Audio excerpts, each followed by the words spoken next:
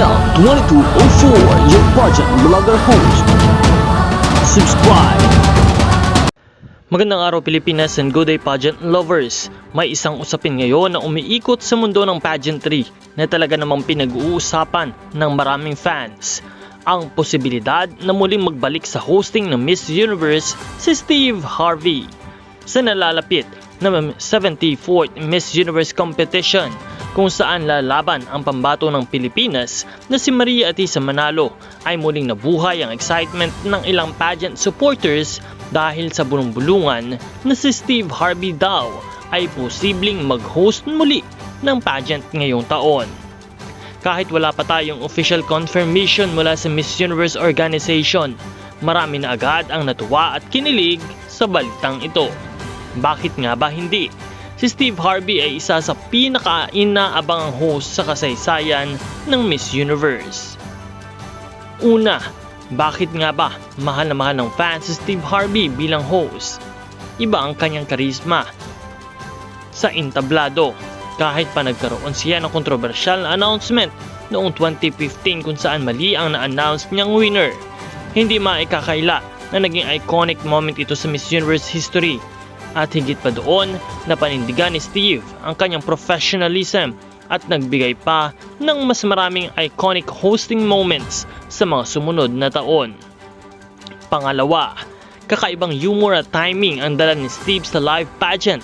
Siya ang klase ng host na nakapagbibigay buhay sa bawat segment, pero hindi nagsasakripisyo ang elegance at class ng programa. Sa posibleng pagbabalik sa Miss Universe stage ngayong taon, hindi pa man kumpirmado ang balita. Marami sa mga fans na nagsusulong na ibalik na muli si Steve Harvey bilang host ng 74th Miss Universe. Ang ilan ay nagsasabi na medyo kulang sa spark ang mga recent editions ng Miss Universe kung saan wala si Steve bilang host. Kaya naman hiniling ng maraming fans online na sana'y makita siyang muli sa stage, lalo pat si Atisa Manalo na ang kilala sa kanyang elegance at calm demeanor ang representative ng Pilipinas. Kaya naman kung ikaw ang tatanungin, gusto mo rin ba si Steve Harvey ang mag-host muli ng Miss Universe?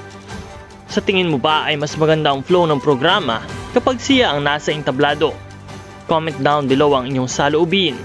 Para sa amin dito, hindi man perfect si Steve Harvey, pero siya ay bahagi na ng modern Miss Universe legacy.